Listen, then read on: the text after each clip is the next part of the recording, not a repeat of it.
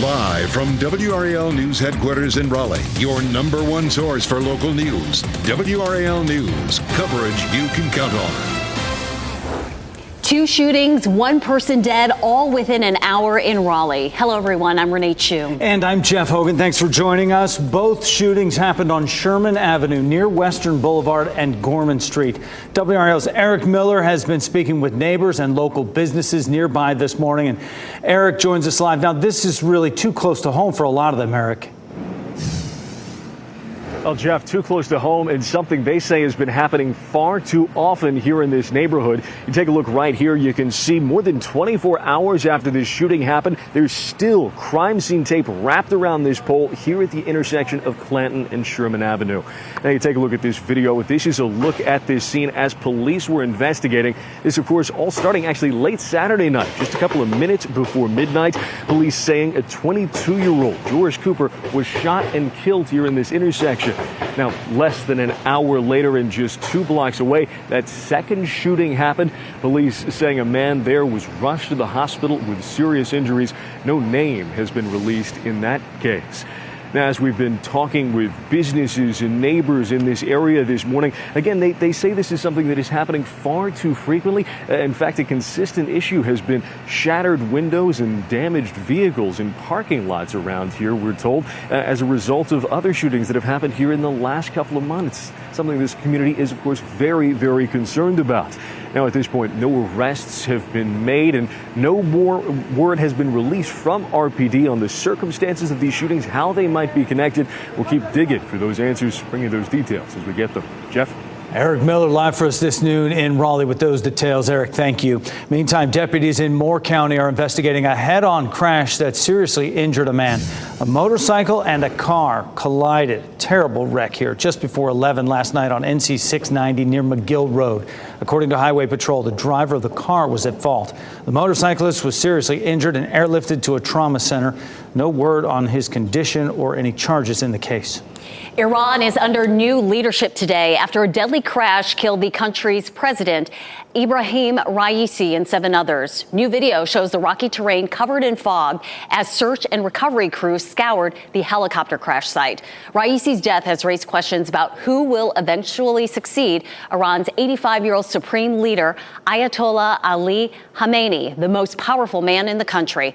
WRAL's Chris Lovingood spoke with a professor at North Carolina Central about the broader implications in this. Well, Renee, I talked to Emmanuel Orisa Jaffor with NCCU. He's the Political Affairs Department chair and a foreign affairs expert. His take on this: the death of Iran's president and foreign minister has only added to the volatile tension in the region. And that's the word he used, volatile. Think about it. You've got the war between Israel and Hamas, the latter of which has received financial and other support from Iran. Then consider the Hezbollah militant group's conflict with Israel at the start of the Gaza war. Again, another militant group with connections to Iran. Now add in the death of Iran's president, and it's a situation Orisa Jaffor believes everyone, even you at home, should care about and should be open to investigation by the international community.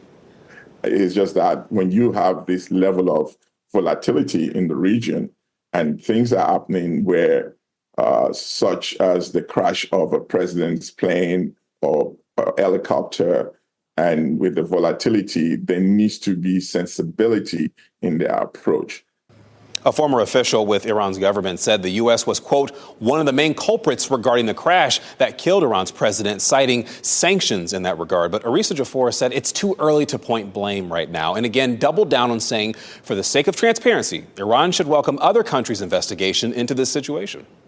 Iran is such a pivotal country in the Middle East. The world is watching what happens next. Chris, thank you. President Biden and former President Donald Trump delivered major speeches this weekend as both men look to rally their bases. NBC's Hallie Jackson reports on Biden speaking at a gathering of members of the NAACP in Detroit as former President Trump attended the NRA convention. President Biden overnight trying to sharpen his message. I don't feel tired. I feel inspired. Laying into former President Trump at an NAACP dinner in Michigan. Trump isn't running to lead America. He's running for revenge.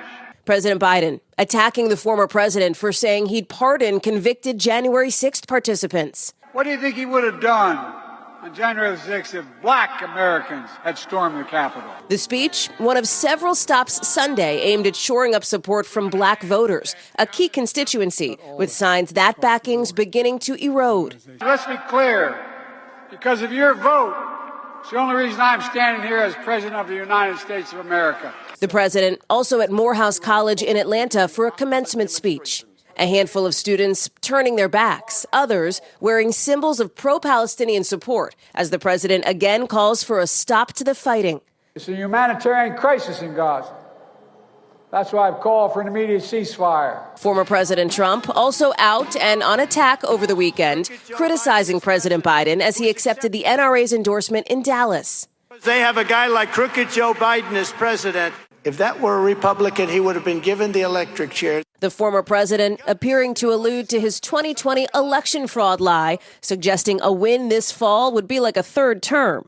I don't know. Are we going to be considered 3-term or 2-term? One of his potential vice presidential picks, Senator Marco Rubio, who voted to certify the 2020 election, now refusing to commit to accepting the results of 2024. Will you accept the election results of 2024 no matter what happens, Senator? No matter what happens? No, if it's an unfair election, I think it's going to be contested by either side. Senator, no matter who wins. I think you're asking the wrong person.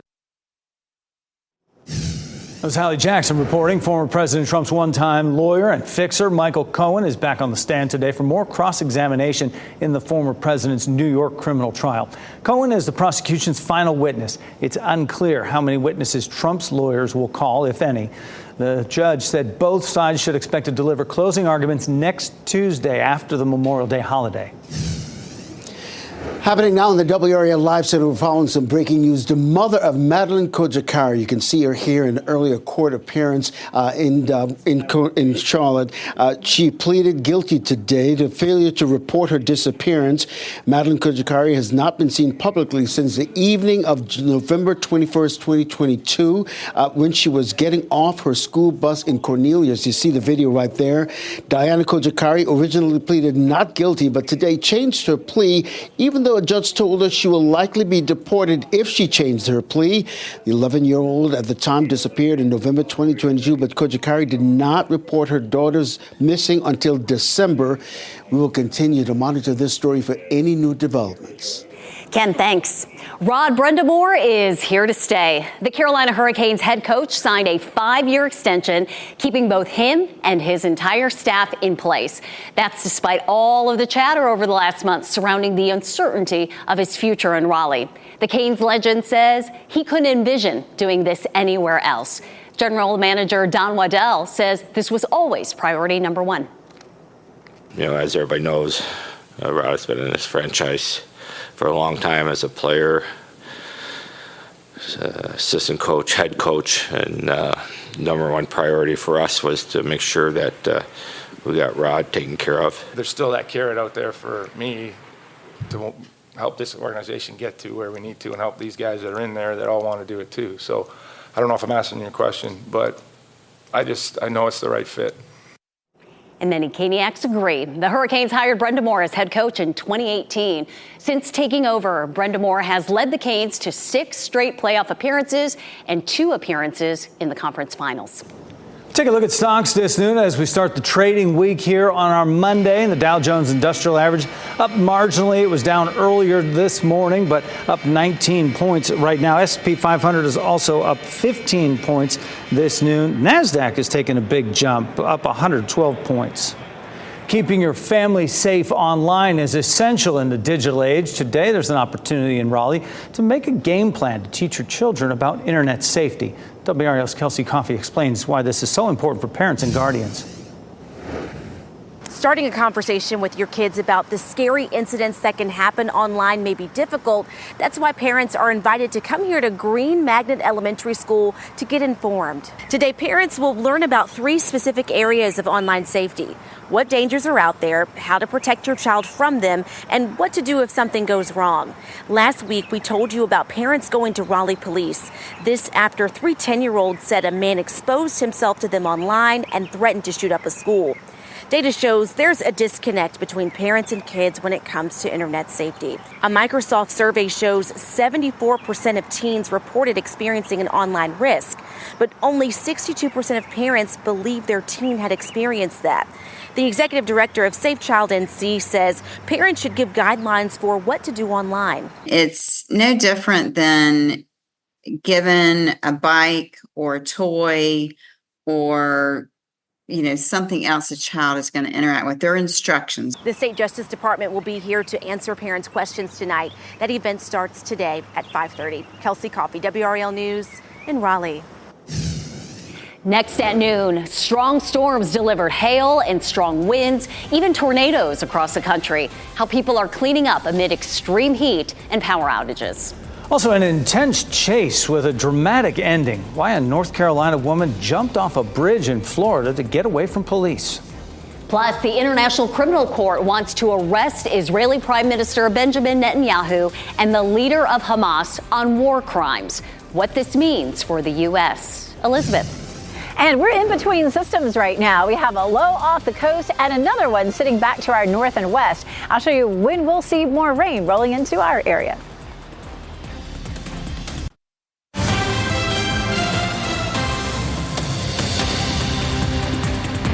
Our new news continue here at the WRAL Live Center with new information about a deadly crash that happened this morning in Holly Springs. Take a look at your screen. This is video from that scene in the 7700 block of Buckhorn Duncan Road. It was a single car crash. State troopers confirming the driver was speeding and veered off the road and then overcorrected. The vehicle flipped several times and the driver was thrown from that car since he was not wearing a seatbelt. We're working to find out his ID. Look for updates in our newscast online and in a newscast starting at 4 this afternoon. Ken, thanks. People across the country are cleaning up, after dealing with several strong storms, produced tornadoes, large hail, and high winds. In Houston, power outages have only made high heat and humidity even worse. NBC's Priscilla Thompson examines when the power might be restored. This morning, severe storms sweeping through the South and Midwest, bringing tornadoes to the Central Plains, along with heavy rains and high winds. No! Oh my gosh! The possible twisters touching down in Oklahoma. And in Kansas, destructive storms raked the I-70 corridor. Oh, look at it out there on the road. Powerful winds clocking in at 100 miles per hour, along with baseball-sized hail. Drivers taking shelter at this gas station. Damage from severe storms also a concern in the South and Southwest. It's all coming at a difficult time for Texas, as thousands of homes and businesses in Houston are still without power, days after a deadly windstorm tore through the area late last week. Oh, there it goes. Residents now battling blistering heat and humidity as temperatures continue to soar after power outages plunged some neighborhoods into darkness. The storms also impacting many schools. Administrators making plans to transfer students from the hardest hit schools to others if needed. If we don't have power, we're going to look at the situation. If it's easy to move the kids at one school to another, then we'll do that. London's High Court handed WikiLeaks founder Julian Assange a major victory today. The court says Assange has the right to appeal to avoid extradition to the U.S. on espionage charges. Dozens of supporters cheered as they heard the news. The judges wanted assurances from the U.S. that he would be able to rely on the First Amendment should he go to trial. Now it's still unclear when this process will play out. From blood dripping from crucifixes to weeping Madonna statues, the Vatican is urging the faithful to use caution when believing in such apparitions. The Vatican Doctrinal Office says such events could be exploited for financial gain or the creation of personal cults. Pope Francis prefers to believe that Mary would more likely be pointing to Jesus and drawing attention to herself. Elon Musk's Neuralink is searching for a second person to test its brain chip. The device was implanted in a 29-year-old patient in January. Nolan Arbaugh says the device has changed his life. He's been a quadriplegic since 2016 following a diving accident. Ultimately, Neuralink hopes to use implants to connect human brains to computers to help people who are paralyzed to control their smartphones and computers, or even to help blind people regain sight. A North Carolina woman faces numerous charges in Miami after a high-speed chase ended with a crash and a water rescue. This is dash camera video of the intense chase that reached speeds up to 90 miles per hour. Troopers say the woman stole a Honda during a test drive. The video shows her making aggressive lane changes during heavy traffic, using the shoulder to pass vehicles. The car eventually got pinned against a concrete wall there, and she crawled out of the car and jumped into the lake right off that bridge. Officers threw ropes to help grab her, but when she refused, they jumped in and rescued her. The countdown to the Paris Olympics is on, and the most decorated gymnast in history appears to have her eyes on the gold. Simone Biles won the all-around title at the U.S. Classic in Connecticut over the weekend. It's the first of 3 elite competitions this season that the selection committee will use to determine the members of the Paris Olympics team. All eyes were on the 27-year-old who is working toward her 3rd straight spot on the U.S. Olympic gymnastics team. Shalise Jones solidified herself as the nation's strongest all-around gymnast behind Biles, finishing 2nd in the all-around and winning in the uneven bars.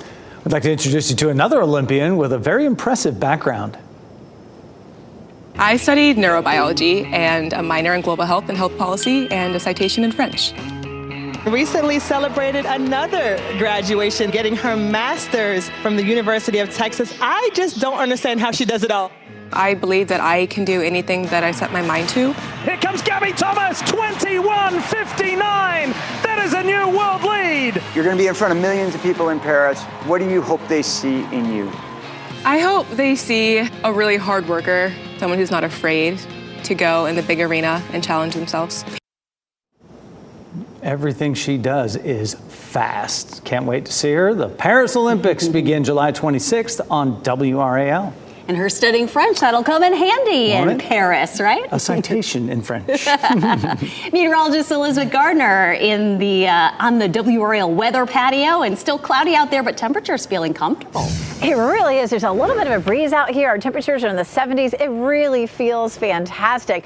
We're seeing mostly cloudy skies. There are definitely some holes in the clouds. I mean, you can see the exact same thing here in Wilson. We have broken sky out there, a little bit of blue and some cloud cover as well. And the wind, too, you can see the whirligigs are spinning around fairly well. And the wind is going to be something that's with us. It's not going to be anything that causes any problems, but you're just going to notice that it's breezy if you're out and about this afternoon. Right now, the wind is coming out of the north, so we're looking at some, temperatures near normal with that northerly wind, as well as humidity that's on the moderate side. Now, a little later in the week, we'll see our winds coming out of the southwest. It's going to be hotter and more humid, but a beautiful day today. A high of just 80 degrees, which is very close to normal with that mix of sun and clouds, and breezy too. You can see the wind gusts in that white box on the right. So Rocky Mount, we're gusting to 25, and Goldsboro, we're gusting to 22, and in the Triangle, 17, as well as Southern Pines. That wind's steady out of the northwest, anywhere from around 10 to about 15 miles per hour. So it's comfortable out here for sure.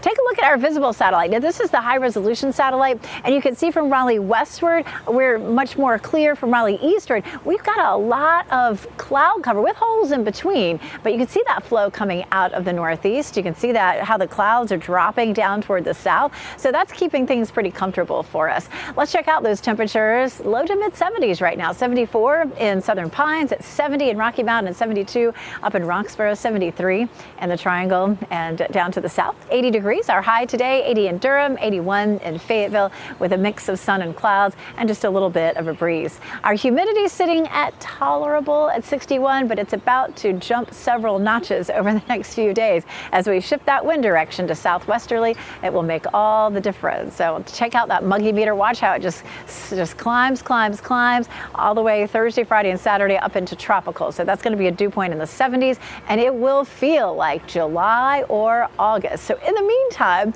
the Durham Bulls start their next homestand tomorrow, and this may be the last really pleasant day that we have at the ballpark for a while. It's not going to be terrible this week, but we're going to be getting into June, and it'll be July before you know it. So 80 degrees at the game tomorrow night at game time. Game time 6:35, but it'll be around 80 degrees, dropping into the mid 70s. A shady spot will feel wonderful. It'll be a little breezy. Humidity won't be terrible. It's going to be a great day. They've got a lot of fun things going going on for this homestand. And, all the games are going to be fine. 81 is our normal high. We do climb to 91 by Thursday. So it's going to be hot and sticky. And we are on track for a fairly wet Memorial Day weekend. Right now, it looks like Saturday could end up being the wettest day, but we'll see a lot of change between now and the weekend. So keep checking back for updates on that Memorial Day weekend forecast. Above normal temperatures may continue for the next week or two, all the way through, say, the 2nd of June or beyond. But the hottest day of this week will be 91. Over the weekend, we're in the mid-80s with that better chance for showers and storms. And we'll walk through that with Futurecast coming up. Wake County wants more tools to respond to emergencies in schools. The school system is considering putting more naloxone in schools. Ahead on our news at 4, the proposal to respond to drug overdoses. And Wake County's home values are now higher than the U.S. average. At 5:30, WRAL's data trackers dig into what's behind the price hike.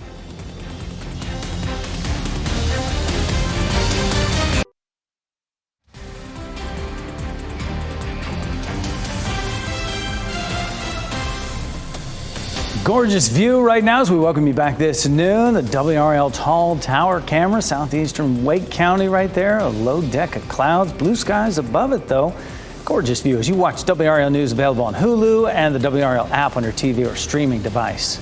The nation's first black astronaut candidate has finally gone to space 60 years later.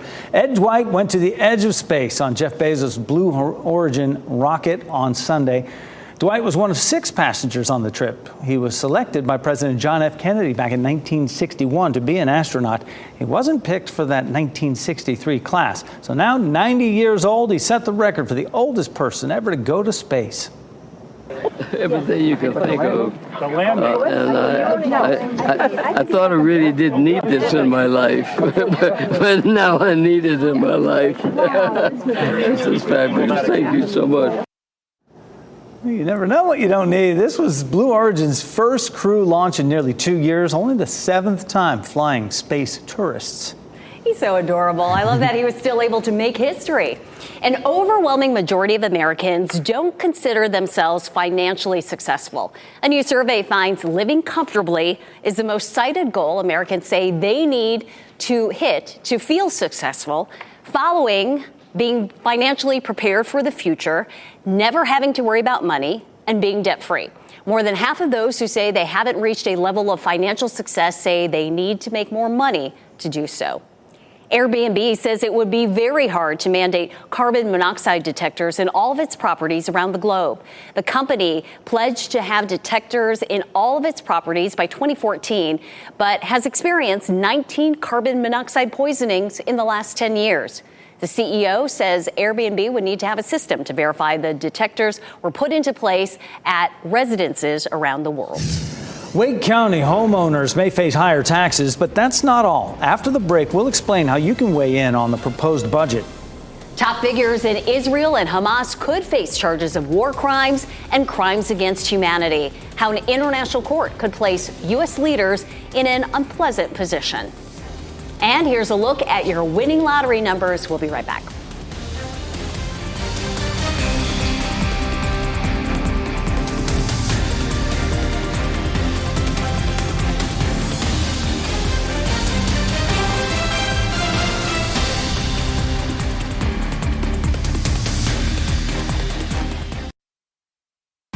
Shot in 4K ultra high definition. Your number one source for local news. WRAL News. Coverage you can count on. This afternoon, you can voice your choice on how Wake County leaders want to spend your tax money. WRAL's Laura Levine reports commissioners want to make sure that money will accommodate for growth in the county. This is a big week for people who live here in Wake County. Taxpayers will have the opportunity to weigh in here at the Justice Center behind me before the county makes a final decision on that proposed budget. I spoke with the chair of commissioners, who tells me that they have really zeroed in on several specific areas on how to disperse those funds, including tax rates for homeowners. The proposed budget decreases the property tax rate by 22%, but since some home values are up, the amount you pay will likely go up. Wake County Chair Shanika Thomas tells me the extra revenue is needed if the county wants to keep serving its rapidly growing population. When we look at what the needs of the county are, growth does not pay for itself. We have to make sure that we have enough firefighters and ambulances to get to all of these people. And it's 835 square miles in Wake County. And so we want to make sure as we continue to grow that we have the funding to support the needs of the people who live here. She also says funding for education and public safety are top priorities at this time. That public hearing begins at 2 p.m. Laura Levine, WRAL News in Raleigh. And tonight, Durham City Manager will present the budget proposal for the next fiscal year. It's happening during the City Council meeting. Starts tonight at 7 at City Hall. And Jeff, teachers and staff at Durham Public Schools are calling out the school board for what they say are union-busting tactics. The Durham Association of Educators plans to hold a news conference this afternoon. They say the school board is denying their union rights during the negotiation for higher pay. This comes after employees held walk-in rallies at nearly 24 schools Friday morning. They say they expect a response from the school board before its next meeting on Thursday. A Wake County educator has resigned a day after 5 on Your Side's Keely Arthur notified the district she was investigating him. A parent of a child with autism got an anonymous letter alleging her son's teacher was verbally and physically abusive in the classroom. Her son couldn't tell her if it was true because he's nonverbal. She says she's waited 17 months to get answers from the district but heard nothing. She was fed up and she called Keely. If I did not reach out to you at 5 on Your Side, they would have closed the case and they would never have responded. Why did it take so long? He was continuing to get a paycheck. Records show the educator was moved to another school in the district following the letter. Tonight, 5 on Your Side will share what was in that letter and the rights every parent has to access information about their child. And happening now in the WRAL Live Center, new video into our newsroom of the Francis Scott Key Bridge collapse. The ship that hit that bridge, this is the Dolly. Crews were able to refloat it this morning. That cargo ship, of course, caused that bridge to collapse back in March. This operation to remove that ship from the crash site began before dawn this morning as several tugboats worked together to pull that Dolly back into the shipping channel at high tide in order to move it back to the port. Now, the people handling say the whole process is to refloat and move the ship back to port. It will take around 21 hours. They've got several more hours to go. Controlled explosions got them to this point. This is a story that we'll be following here in the WRAL newsroom all afternoon until the Dolly gets back to port. Israel must comply with the law in its fight against Hamas. That's according to the chief prosecutor of the International Criminal Court. The ICC is officially seeking arrest warrants for Israeli and Hamas leaders, including Israeli Prime Minister Benjamin Netanyahu. NBC's Raf Sanchez explains how this could affect the relationship between the U.S. and Israel. This is a day that Israel's government has been dreading for months, and now it has arrived. The chief prosecutor of the International Criminal Court officially accusing Prime Minister Netanyahu and Israel's defense minister of war crimes and crimes against humanity, specifically saying that the Israeli government deliberately starved the Palestinian civilian population of Gaza in the weeks after October 7th by cutting off the flow of food into the Strip. Now, the prosecutor also seeking arrest warrants for the 3 top leaders of Hamas, Yahya Sinwar, the Hamas leader inside of Gaza, the main decision maker for the militant group, as well as the head of its military wing, and Ismail Haniyeh, the head of its political branch, the only one of the 3 who is outside of Gaza. The court accusing those men of war crimes, saying they are potentially guilty of extermination, murder, hostage-taking, rape, and torture. In terms of Prime Minister Netanyahu, if that arrest warrant is granted, it does not mean that he will be immediately taken into custody. Israel is not a signatory to the International Criminal Court, but it makes it potentially risky for him to travel to European countries which are signatories to the ICC. He could, in theory, face arrest upon arrival, and it also puts President Biden in a potentially difficult situation where he is meeting face-to-face, speaking on the phone with a man who the chief prosecutor of the International Criminal Court says is a war criminal. Israel has strenuously denied committing war crimes in Gaza. We're likely to hear from Prime Minister Netanyahu, and Hamas, for its part, also denying war crimes. Raf Sanchez, NBC News, Tel Aviv. Now, if a suspected war criminal appears before the court, a pretrial takes place in which the court decides if there is enough evidence for the case to go to trial. The trial takes place before 3 ICC judges. The prosecution must prove beyond reasonable doubt that the individual is guilty of the crimes. If convicted, the individual may be sentenced to up to 30 years in prison. All-American Week kicks off at Fort Liberty today. The 82nd Airborne Division will host current and former paratroopers, their families, and the community for a variety of events. Throughout the week, paratroopers will compete in several events, including boxing, flag football, tug-of-war, and cooking, to see who can claim the title of Best of the Best. It's also a chance for paratroopers to celebrate their service in America's Guard of Honor and remember those who have made the ultimate sacrifice. Durham Mayor Leonardo Williams says an investigation is now underway into a fiasco at this year's Bimbe Festival. Grammy Award-winning singer Monica was a no-show, and now city leaders are working to get to the bottom of the problem. On Friday, the singer posted messages to Instagram saying she will not be at the festival because she was never booked. Durham leaders say they had been working with a booking agent who gave them the impression that Monica would be there. Stress is a part of life, but it shouldn't overwhelm it. Up next, what positive affirmations are and how they can be another tool for you to manage stress. Plus, the lingering effects of the Maui wildfires long after the flames are out. The serious health issues it's causing for the majority of people who live on the island. Remember, you can watch WRAL News live anytime on WRAL.com or the WRAL app on your streaming device.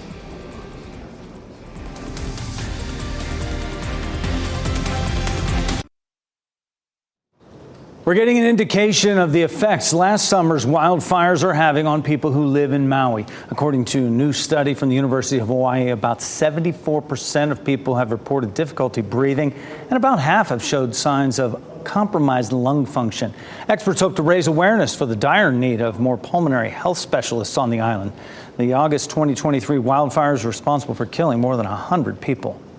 Proteins in the blood could warn people of cancer more than 7 years before it is diagnosed. Researchers in the UK took blood samples from more than 44,000 people. They compared the proteins of people who did and did not go on to be diagnosed with cancer. The authors identified more than 600 proteins linked to cancer, including colon, lung, non-Hodgkin lymphoma, and liver cancers, some of which could be used to detect cancer much earlier and potentially provide new treatment options. Stress can not only take a toll on our mental health, but our physical health as well. Clinical psychologists say learning how to manage your stress is key. One way to get started on a stress-free note is by getting a good night's sleep, and then focus on prioritizing healthy lifestyle choices throughout the day. When it comes to managing unavoidable stress, guided meditation and breathing exercises can help. Another effective tool to manage stress is using positive affirmations through journaling. Positive affirmations are really important because, frankly, we're very good at speaking kind of unkindly to ourselves. And it's important that we recognize our accomplishments, we recognize the hard work that we're putting forth, even if we're not perfect. Staying social and tapping into your support system when needed can also improve your overall mood. If stress starts to severely affect your day-to-day life, talking with a mental health professional can help. I know you see it everywhere you look. People seem to be glued to the screen of a mobile device, whether it's at work, at home, or in public. Coming up, we'll help you identify and practice good netiquette. Some farmers say they're having trouble taking care of their crops. How solar storms could have a major impact on this year's bottom line.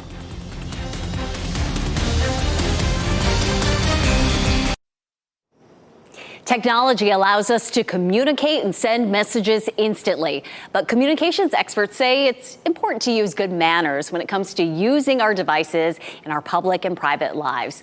Sue Guzman takes a closer look at how you can avoid being a menace to society while on your devices. Most people don't like coming across as rude, but in the digital world where it seems like everyone's faces are glued to a screen, communication experts say it's not a bad idea to have a refresher on technology etiquette, especially when you're out in public. It's become much more acceptable for individuals to document our lives, through photos, through social media. But you need to be wary of who else is in those photos because you don't really have permission, to get the people walking down the street. Sheila Cotton of Clemson University says you should also be aware of the types of conversations you're having on the phone. Do you really want people sitting beside you on the subway to know about your work stress that you're experiencing or a frustration that you have with your significant other? The same can be said about listening to music or watching videos without headphones. Meanwhile, when it comes to polite technology use around friends and family, we have found that when you're engaging in interaction with other people, if the other person is on their device and not paying attention and not present in that interaction, that it can be distressing for the other individual. And particularly for older adults, when their children and grandchildren come over to visit, if the kids are on their devices constantly and not interacting with the grandparents. Unless the person you're interacting with is also on their phone. Be present in your interactions. Save your device time for later. Hearing people around you voice text, that can get old real fast. Many companies encourage the use of a cell phone or smartphone on the job. We have them for our jobs. However, just because you can bring your phone to work doesn't mean that you're allowed to use it in any way you want. You also shouldn't answer unimportant calls such as those from friends while on the clock. And if you must take a call, go outside, find a quiet place where you can talk without disturbing your coworkers. And right on cue, Renee, Apple will offer a higher trade-in credit for older iPhones for the next 2 weeks. The company hasn't said anything about this promotion, but says it will be given in-store to customers to be used for any model in the iPhone 15 lineup. Apple lists trade-in values on its website for all models going back to the iPhone 7. Which I have. The geomagnetic storms produced beautiful northern lights, but some farmers across the U.S. and Canada say the phenomenon may impact their bottom line. That's because many farmers use GPS on their tractors, sprayers, and harvesters to ensure they evenly distribute seeds, pesticides, and fertilizer without overlap. Some vehicles even drive themselves, following the lines the GPS has mapped out. Some farmers say the flares knocked out their systems they use, which is affecting a critical planting period. Experts say the full effects will not be known until harvest season. That could be quite detrimental, though, wasting some of those products if they overlap a lot. Sure. Okay, Jeff, when we finally get to go outside, we'll put away our phones. Yes, we can't will. quite put away our iPads yet. Elizabeth, we're going to go outside and just feel these nice, normal temperatures. Oh, and look at that sunshine out there. It is so gorgeous out here right now. I tell you, I'm in, these long sleeves. This is a fairly thin blouse, so, I'm not hot out here. It's just perfect. I mean, talk about Goldilocks weather. It is so beautiful. And of course, the garden is so green and pretty. And we're seeing that all over. We take a live look at Goldsboro and you can see a mix of sun and clouds. Same thing there in Apex and Chapel Hill. And of course, there in Fayetteville as well, there at our newsroom. And of course, Chapel Hill, courtesy of Top of the Hill Restaurant. Everybody's out enjoying some of this beautiful weather. We're right in between now. We had a lot of clouds over the weekend and the threat of some rain. That system has moved offshore. And the next one is inline back to the west of us. But that one is actually not coming here. That is all going to move up to the north and east. The system that arrives here over the weekend really hasn't developed yet, which is why I really encourage you to keep checking back. I'll show you what our forecast is and what the models are showing, but guaranteed that there'll be some changes to the timeline of that rain. Here's a look again at satellite and radar. So this morning we woke up to some low cloud cover and fog. We had clear skies to begin with, and a lot of times when we have clear skies and light wind, we can see fog developing. So we're going to talk a little bit about how that fog develops. We may see more areas of dense fog tonight. It started to break up this morning at around 10 a.m. and we could see a repeat of that again. So here's what happens. So when the skies are clear and the winds are light, all of the sun's energy that's been warming up the surface of the earth rapidly rises into the atmosphere. Then we see cooler temperatures settling on the ground, and that cool air I didn't mean to go through that so quickly. Let's go back through this. So we have all the warmth from the ground rising, and then we see those cooler temperatures settling on the ground, and then the cooler air has some moisture to it, and the moisture, as we cool that air mass, condenses and forms the fog. And we may see that happen again overnight tonight. Now, we probably won't see it the next few nights because we'll see warmer temperatures, and so it looks like we could see it again tomorrow morning, but maybe not after that. All right, so Friday morning, we're just going to jump way ahead. Friday morning is likely to be on the dry side, but then in the afternoon and evening, we may see some scattered storms developing about the time folks are trying to head out the door for their holiday plans. Notice Saturday here at 8 a.m., we have rain that's showing up in the morning, and that rain lasts for a good chunk of the day. And then on Sunday, we're turning a little drier. There's 9 a.m. on Sunday morning, and just a small chance of some late day showers and thunderstorms. And then that may continue into Monday as well. You can see there's Sunday at 10 p.m. We have another chance on Monday. So Thursday, we could even see an isolated shower or thunderstorm, and then that chance on Friday and into Saturday and Sunday. Total rainfall through Friday is likely to be somewhere between 1/4 inch and 3/4 inch, but we could see even more of that through the holiday weekend. And even into next week, we have a chance for above normal precipitation through the early part of June. But the big thing is, even though right now it looks like we could see rain all day Saturday, that could change. So keep checking back for updates on your weekend forecast. Elizabeth, thanks. Some say you gotta be bananas to participate in a race in San Francisco, and these runners, wow, they took it to heart. Coming up, the dash that encourages people to dress up for the event.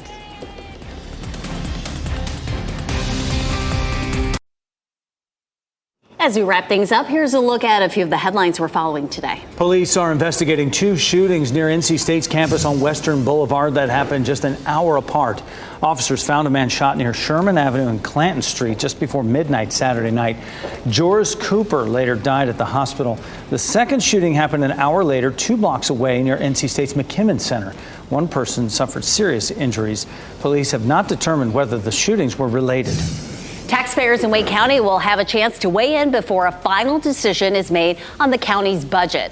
So far, lowering property tax rates, funding education, and public safety are the top budget items. The public hearing is happening at 2 o'clock in the Wake County Justice Center. Teachers and staff in Durham Public Schools are calling out the school board for what they say are union-busting tactics. The Durham Association of Educators plans to hold a news conference this afternoon. They say the school board is denying their union rights during the negotiation for higher pay. They expect a response from the school board before its next meeting on Thursday. People dressed in an array of costumes for San Francisco's 113th Bay to Breakers race. It's a 7-mile road race. It includes some pretty serious, grueling hills. More than 20,000 runners were registered, including a bunch of bananas. Hey, Kool-Aid man, he was there. A couple of boxes of wine there. While the weather was perfect for the participants, road closures caused gridlock for a lot of drivers. A bright flash from a comet lit up the sky over southern Europe this past weekend.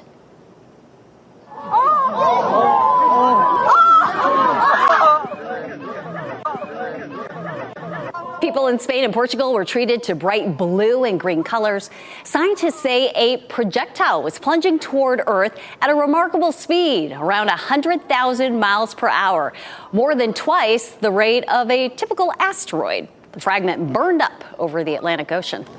Our pet of the day comes to us from ARF, and Ruby is a loving hound looking for a home. She's very outgoing, wants to please, and loves car rides. You can count on Ruby always being ready for a hike. She really enjoys exploring nature. If she's feeling it, she'll get her toes wet to cool off. If you'd like to learn more about Ruby, you can contact ARF at the number on your screen.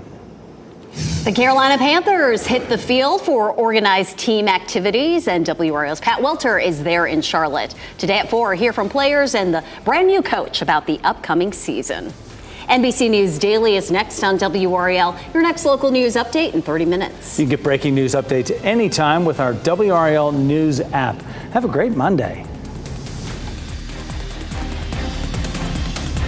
Keep watching WRAL News over the air Channel 34 and Spectrum Channel 1257.